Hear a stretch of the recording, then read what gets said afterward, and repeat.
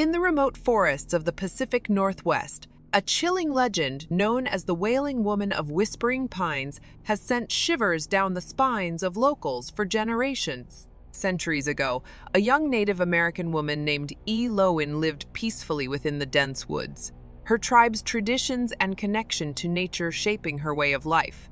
Elowen possessed an ethereal beauty and a kind heart, which caught the attention of a European settler named Samuel. Samuel's lust for power and control led him to deceive Elowen, convincing her of his love and promising to bridge the gap between their worlds. But Samuel's true intentions were malevolent. He aimed to exploit Elowen's knowledge of the land's hidden resources and sacred sites, using her as a pawn in his quest for wealth. As Elowen's people began to suffer and their sacred places desecrated, she realized the depths of Samuel's deceit. In a fit of rage and despair, Elowen confronted Samuel, her voice imbued with the anguish of her people and the spirits of the land. Her cries echoed through the forest, carrying with them a powerful curse. The ground beneath Samuel's feet cracked, and he was swallowed by the earth, never to be seen again. Elowen's pain and betrayal left an indelible mark on her spirit, trapping her between worlds. From that day forward, her wailing cries could be heard on moonlit nights when the wind whispered through the pines, carrying her mournful song to all who would listen. As generations passed, the legend of the Wailing Woman grew, evolving into a cautionary tale. The locals would gather by their firesides, sharing stories of her sorrowful wails that warned against the consequences of greed and betrayal. Some claimed to have seen her ghostly figure roaming the woods, her tearful eyes glowing in the darkness. A group of adventurous young adults, curious to unravel the truth behind the legend, ventured into the forest one moonlit night. Armed with cameras and recording equipment, they sought to capture evidence of the Wailing Woman's existence. Their laughter and skepticism soon gave way to unease as they navigated the silent woods, guided only by the glow of their flashlights. As the night deepened, a mournful wail pierced the air, freezing the group in their tracks. Their flashlights flickered, casting eerie shadows that danced among the trees. The wailing grew louder, echoing in the night, seemingly coming from all directions. Panic set in as the forest seemed to close in around them, and a chilling mist enveloped their senses. One by one, the group members vanished into the darkness, swallowed by the very woods they had sought to conquer. Their cameras and equipment were found days later, but the footage held only distorted images, haunting whispers and glimpses of tearful eyes glowing in the shadows. Such team of the Wailing Woman of Whispering Pines lives on, a chilling reminder that the spirits of the land and the pain of betrayal can transcend time, seeking justice and retribution. The forest's mournful winds still carry her cries to those who dare to listen, a haunting echo of a tragedy that has bound her spirit to the woods for eternity.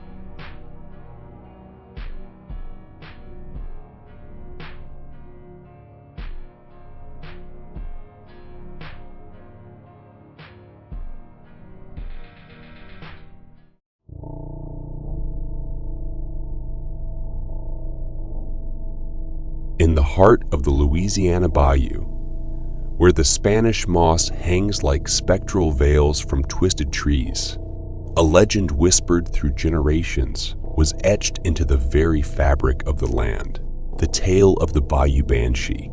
Long ago, in a small Cajun village, lived a woman named Isabelle Dubois. She was renowned for her ethereal beauty and enchanting singing voice. A voice that could captivate even the most hardened hearts. But with her charm came a shadowy secret. Isabelle was a practitioner of dark voodoo magic, delving into the forbidden realms to gain power. As her obsession with power grew, Isabelle's heart began to blacken, and her songs took on an eerie, haunting quality that sent shivers down the villagers' spines. She would often venture deep into the bayou, seeking rare and dangerous ingredients for her spells. It wasn't long before rumors spread of her nefarious activities, and the villagers began to fear her. One moonless night, As a thunderstorm raged over the bayou, Isabel's lust for power led her to perform a forbidden ritual. She called upon the spirits of the swamp and made a pact with a malevolent entity, binding her own soul to the murky waters and the croaking creatures that inhabited them. In exchange for her voice and beauty, she gained the ability to lure souls to their doom with her haunting songs. From that night onward, Isabel became known as the Bayou Banshee. She would emerge from the depths of the swamp, her once beautiful visage twisted and decayed, her hair a tangle of seaweed, and her eyes glowing with an otherworldly light. Her eerie melodies would drift through the night, drawing in anyone unfortunate enough to hear them. The villagers who ventured too close to the water's edge would be entranced by her song, unable to resist its pull. They would wander deeper into the marsh, their steps guided by the banshee's haunting music.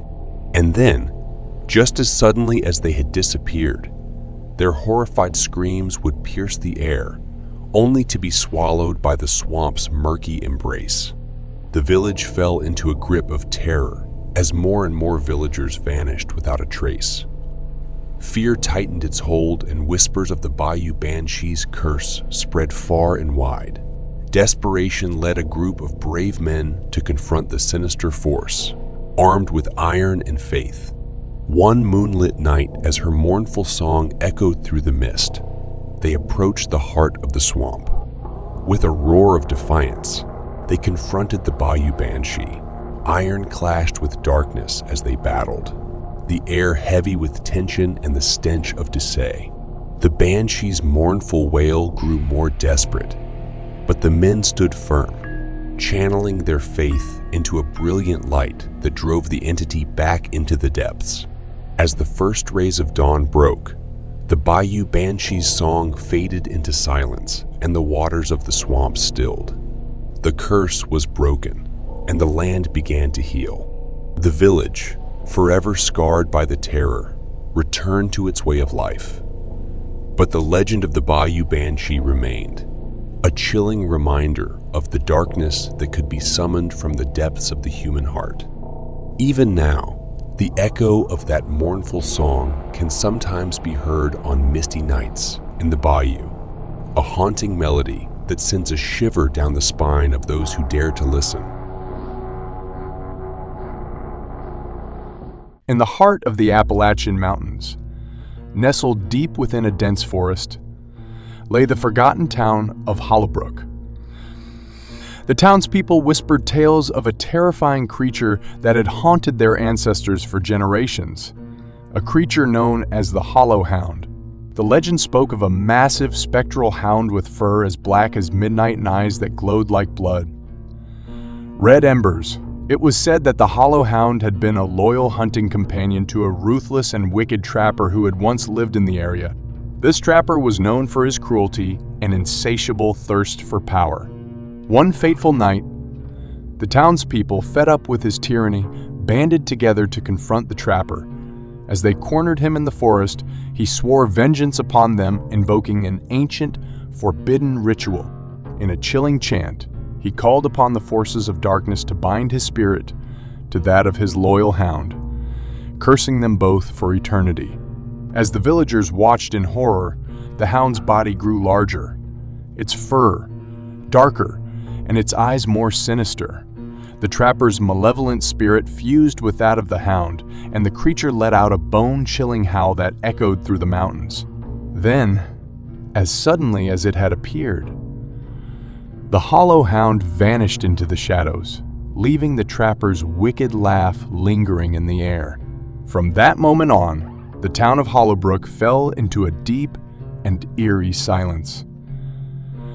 Crops withered, animals fled, and the townspeople lived in constant fear of the Hollow Hound's return. Those who dared venture into the woods at night told tales of glowing red eyes stalking them, of phantom growls that seemed to come from nowhere, and of being chased by an unseen terror.